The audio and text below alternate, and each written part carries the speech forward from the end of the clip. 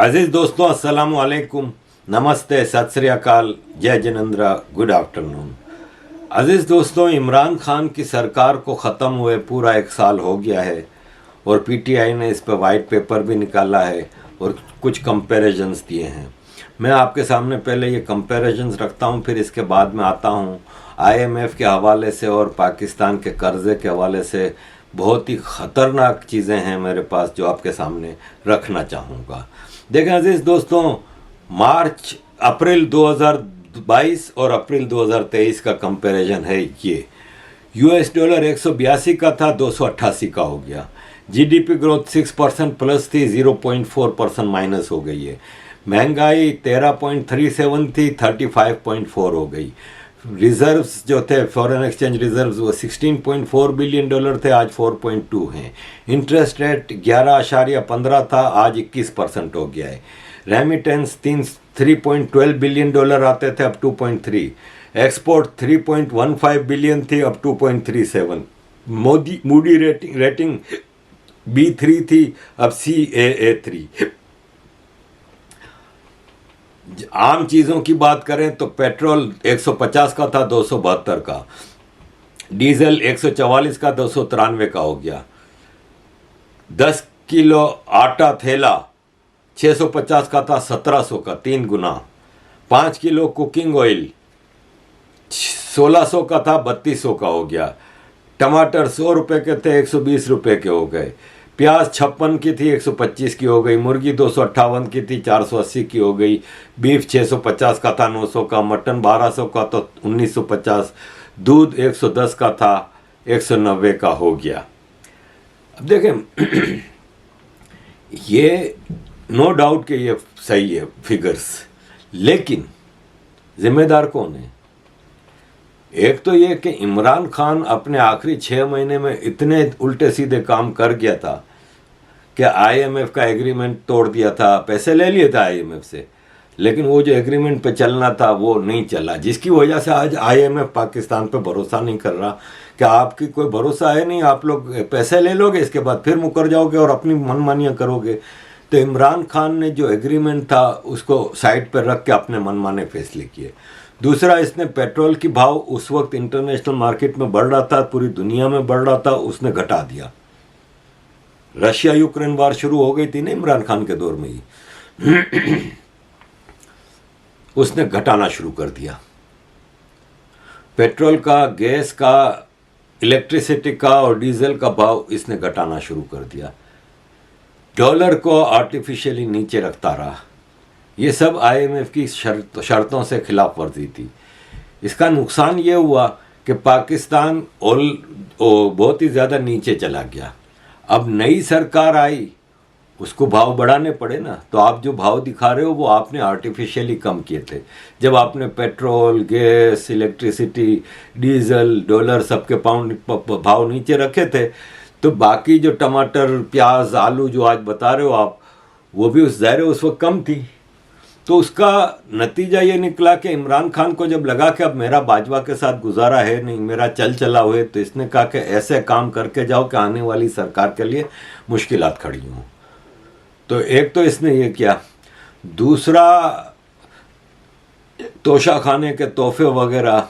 अब सऊदी शहजादा आपको एक घड़ी दे रहा है और वो दुबई में कोई बेच रहा है, और वो जो खरीदार है वो सऊदी शहजादे के लोगों से कांटेक्ट करता है कि भाई ये घड़ी तो 2 ही थी दुनिया में। तो उन्होंने कहा एक मोहम्मद बिन सलमान ने अपने लिए बनाई थी, एक इमरान खान कर दी थी गिफ्ट में। तो बोला बेचने आई है, तो बोला लेके हमें बेच दो। तो रेपुटेशन बहुत ज़्यादा ख़राब हुई, तो सऊदी पीछे हट गया। चाइना का सीपेक इमरान खान ने बंद कर दिया। चाइना की इन्वेस्टमेंट अब वापस करने वाली सिचुएशन आ गई। ये मैं आगे आपको बता रहा हूँ कि चाइना ने क्या पाकिस्तान के साथ किया है। और तीसरा ये है कि प्राइसेस, तो ये सब चीज़ें इमरान खान करके गया था। अजीज़ दोस्तों, मैं आपके सामने कुछ चीज़ें रखना चाहूँगा। पहले ज़रा मैं आईएमएफ के हवाले से बता दूँ कि इसहाक डार है ना, ये अमरीकी एम्बेसडर से मिला और उनसे रिक्वेस्ट की कि आप आईएमएफ के मामले में हमारी मदद करें, आईएमएफ को कन्विंस करें कि वो हमारे साथ रहम करे, मेहरबानी करे। उसने कहा अच्छा हम देखते हैं। एनुअल मीटिंग हो रही है आईएमएफ की, वर्ल्ड बैंक की, फ्राइडे से ये नेक्स्ट वीक से शुरू हो रही है। और 10 अप्रैल को इसाक डार अपने डेलीगेशन के साथ अमेरिका जाने वाले थे इस मीटिंग में शरीक होने के लिए, और उसमें अपना लंबा चौड़ा डेलीगेशन लेके जाने वाले थे।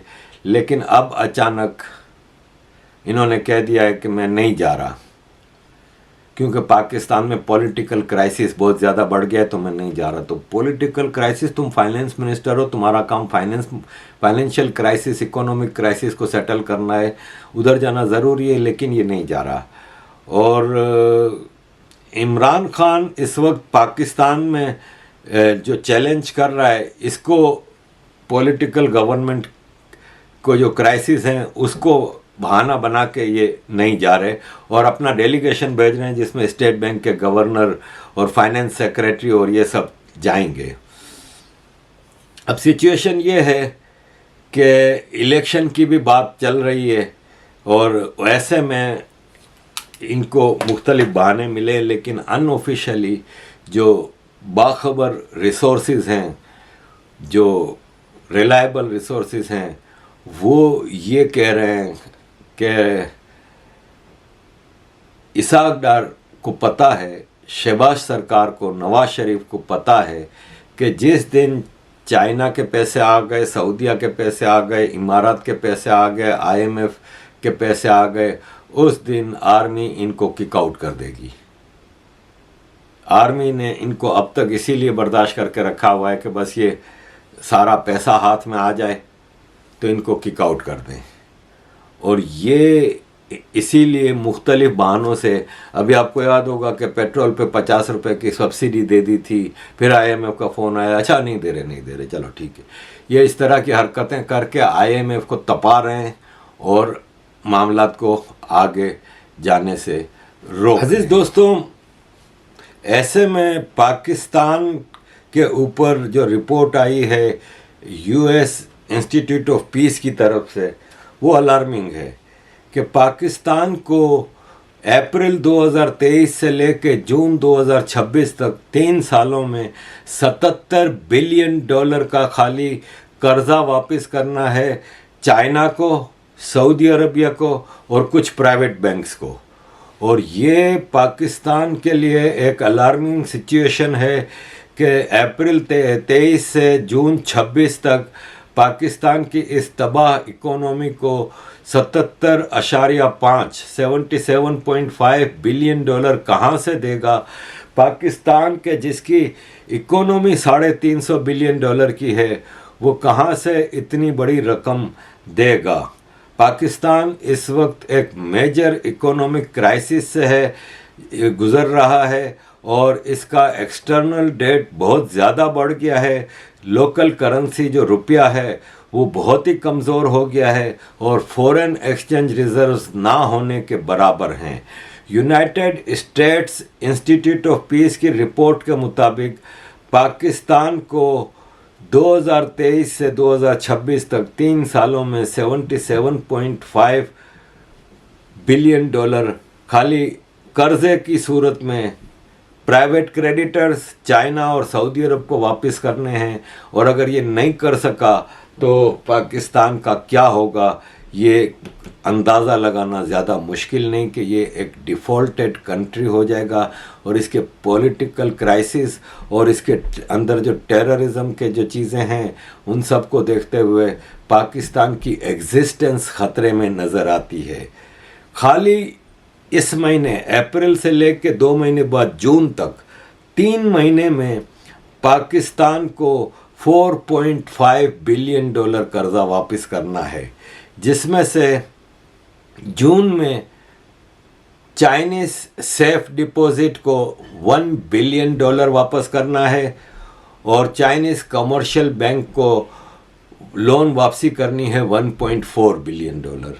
अब पाकिस्तान अभी से चाइना को समझा रहा है कि इसको रोल ओवर कर लें, और अभी पाकिस्तान काफ़ी अरसे से चाइना की लोन जो हैं उनको रोल ओवर कर लेता है, या फिर ये होता है कि चाइना कहता है अच्छा तुम भर दो, हम तुम्हें नई लोन दे देंगे।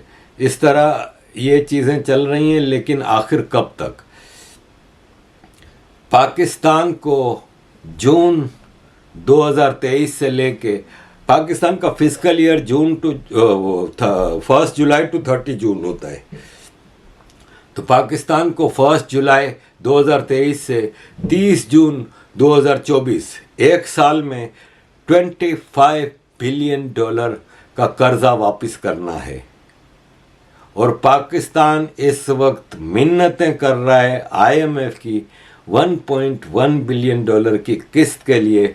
ये 1.1 बिलियन डॉलर किस्त जो है वो इसलिए भी ज़रूरी है कि ये पार्ट है 6.5 बिलियन डॉलर का जो bail out package Imran Khan की सरकार ने IMF के साथ साइन किया था 2019 में, और ये 2023 के 30 जून को ये प्रोग्राम ख़त्म हो रहा है।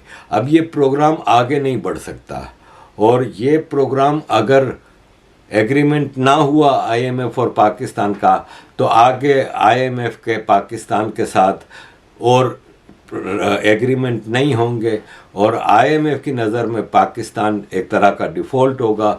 और उस सिनारियो में फिर दुनिया में कोई भी पाकिस्तान के लिए LC नहीं खोलेगा, पाकिस्तान के इंपोर्टर्स के लिए, एक्सपोर्टर्स के लिए रास्ते बंद हो जाएंगे, और कोई बैंक एक पैसे का पाकिस्तान को कर्जा नहीं देगा। पाकिस्तान और IMF के दरमियान नेगोशिएशंस पिछले जनवरी से लगातार चल रहे हैं, लेकिन अब तक इसका कोई फैसला हुआ नहीं है, और ये जो टफ डिसीजन है वो IMF ले नहीं रहा, क्योंकि अब IMF को भरोसा नहीं रहा। ऐसे में पाकिस्तान के अंदरूनी खाते वाले ये कह रहे हैं कि IMF और वर्ल्ड बैंक में अब इंडियन इन्फ्लुएंस बढ़ गया है। वर्ल्ड बैंक का जो चीफ है वो अजय बंगा है, प्रेसिडेंट। चीफ फाइनेंशियल ऑफिसर जो हैं वो अंशुला कांत है, ये भी इंडियन ओरिजिन के हैं। चीफ इकोनॉमिस्ट हैं जो, वो इंदरमित गिल हैं, वो भी इंडियन हैं। बैंक के chief risk officer Lakshmi Shyam सुंदर और मिस्टर प्रेमेश्वरन अय्यर एग्जीक्यूटिव डायरेक्टर हैं। अब ये सब इंडियन हैं, और IMF के भी पॉलिसी मेकिंग में इंडियन ओरिजिन के बहुत सारे लोग हैं। तो पाकिस्तान के अंदरूनी खाते वाले ये कह रहे हैं कि ये इंडियन इन्फ्लुएंस है, जिसकी वजह से पाकिस्तान को IMF एग्रीमेंट नहीं कर रहा। ऐसे में पाकिस्तान के जो हिसाबदार हैं, इनके इररिस्पॉन्सिबल या एक जानबूझ के, जैसे मैंने आपको बताया कि इसलिए कि अगर IMF की किस्त आई तो हो सकता है हमें फारिग कर दिया जाए फ़ौज की तरफ से, तो इसलिए इस तरह के बयान देते हैं। अब अचानक इन्होंने IMF को तड़ी लगाई है कि पाकिस्तान IMF और वर्ल्ड बैंक का मेंबर है, कोई भिखारी नहीं है। भाई साहब, मेंबर भीख मांगने लगे तो भिखारी ही हो गया ना भाई। अजीज दोस्तों, इस पाकिस्तान का IMF या कोई भरोसा क्यों नहीं कर रहा? इसलिए कि शहबाज शरीफ के प्राइम मिनिस्टर बनने के बाद सिर्फ 9 महीने में पाकिस्तान के प्राइम मिनिस्टर खाली फॉरेन ट्रिप्स के ऊपर 1 बिलियन से ज़्यादा का खर्च कर चुके हैं। मैंने आपको बताया है कि इनका फॉरेन ट्रिप बहुत महंगा होता है। एक तो लंबा चौड़ा डेलीगेशन लेके जाना है, फिर वो डेलीगेशन वाले मुफ्त में ट्रिप मिल रहा है तो फैमिलीज को लेके जाते हैं, फिर वहाँ पर रहने के लिए 5 स्टार होटल्स चूज़ किए जाते हैं, फिर लग्जरी गाड़ियाँ किराए पे ली जाती हैं। तो इस सारे सूरत हाल में खर्चे आप ऐसे रखोगे तो फिर वो देने वाला कहता है कि अब यार ये भिखारी। मुझे याद आया कि एक बस स्टॉप है, उस पर काफ़ी लोग बस का इंतज़ार कर रहे थे। बस थी कि लेट हो रही थी, आ ही नहीं रही थी। तो एक आदमी ने वहाँ पे भीख मांगनी शुरू कर दी। उसने अच्छी खासी भीख जमा करके टैक्सी पकड़ी और चला गया। तो यह है पाकिस्तान। फिर कहते हैं कि हम भिखारी नहीं हैं, तो और क्या हो। अजीज दोस्तों, एक और छोटी खबर शेयर करेंगे कि तड़ी लगाने में ये चाइना को भी अब तड़ियाँ लगा रहे हैं।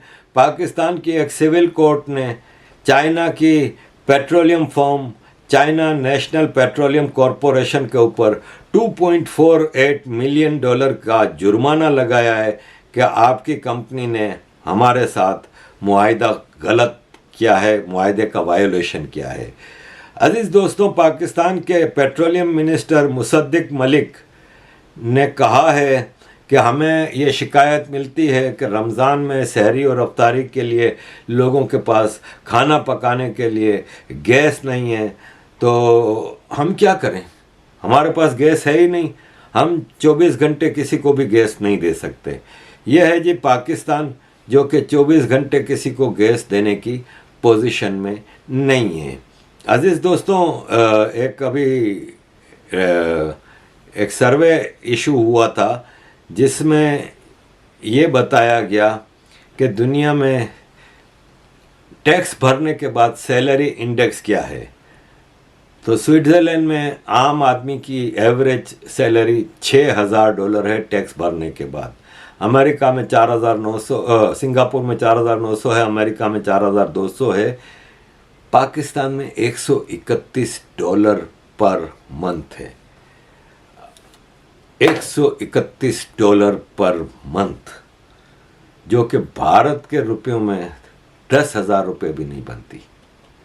$100 का मेरा ख्याल है भारत के कितने बनते हैं? 7,500। अब आप अक्सर सवाल करते हैं ना कि पाकिस्तानी यूट्यूबर आजकल वंदे मातरम के साथ आ गए हैं, भारत के साथ, भारत के लिए मीठा बोलते हैं, इनकी सोच बदल गई है। तो आप देख लें, जहाँ पे एवरेज सैलरी $131 है, वहाँ पे $4-5 हज़ार डॉलर आप भारत के व्यूअर्स से कमा रहे होंगे। तो हमारे यहाँ इंग्लैंड की जो एवरेज सैलरी है ना, वो इसमें दिखाई नहीं है, लेकिन 2,500 है। तो हमारे को तो एवरेज से भी कम ही मिलता है यूट्यूब से। तो आप सोचें पाकिस्तान के, तो खैर आगे मैं क्या बोलूं। अजीज़ दोस्तों, सऊदी अरब को पाकिस्तान ने रिक्वेस्ट की कि हमारा मोहम्मद डैम बन रहा है, उसके लिए थोड़ी मदद कर दें। तो सऊदी अरब ने $240 मिलियन का डेवलपमेंट फंड दिया है पाकिस्तान को, अप्रूव किया है कि आपको ये डैम बनाने के लिए हम दे रहे हैं। इसके अलावा कोहाला पावर प्रोजेक्ट के लिए पाकिस्तान ने चाइना से रिक्वेस्ट की हुई थी, लेकिन चाइना के बैंक ने जो अप्रूवल दी थी जो डैम बनाने के लिए 350 बिलियन रुपए की, वो चाइना ने रोक दिए।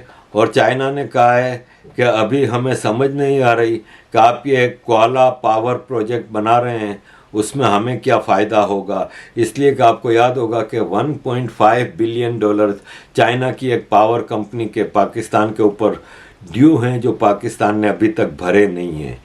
तो पाकिस्तान पैसे लेने के लिए बिल्कुल नीचे लेट जाता है, लेकिन फिर इसके पास पैसे नहीं होते। अजीज़ दोस्तों, सऊदी अरब ने IMF को ये श्योरिटी दे दी है कि हम पाकिस्तान को $2 बिलियन की रकम उसके ख़जाने में रखने के लिए दे रहे हैं, ताकि उसके फॉरेन एक्सचेंज रिज़र्व जो हैं वो नज़र आएँ कि फॉरेन एक्सचेंज रिज़र्व्स हैं, और ख़र्च करने के लिए वो नहीं है, लेकिन बहरहाल हम $2 बिलियन रखने के लिए तैयार हैं। अब $1 बिलियन की ज़रूरत है, जिसके लिए इमारात के पांव पकड़े जा रहे हैं। शेख मोहम्मद बिन जायद बिन सुल्तान अल नहयान के इस वक्त बिल्कुल कदमों में लेटे हुए हैं पाकिस्तानी कि हमें $1 बिलियन दे दो, और ज़्यादातर उम्मीद यही है कि $1 बिलियन इमारात दे देगा, लेकिन ये भी ख़जाने में रखने के लिए होगा। इसके बाद IMF के लिए एक उम्मीद बनती है कि IMF एग्री कर लेगा। अगर IMF एग्री नहीं करता तो फिर पाकिस्तान का तो तिया पांचा मस्ट है। अजीज़ दोस्तों, thank you very much for all your support. Keep supporting.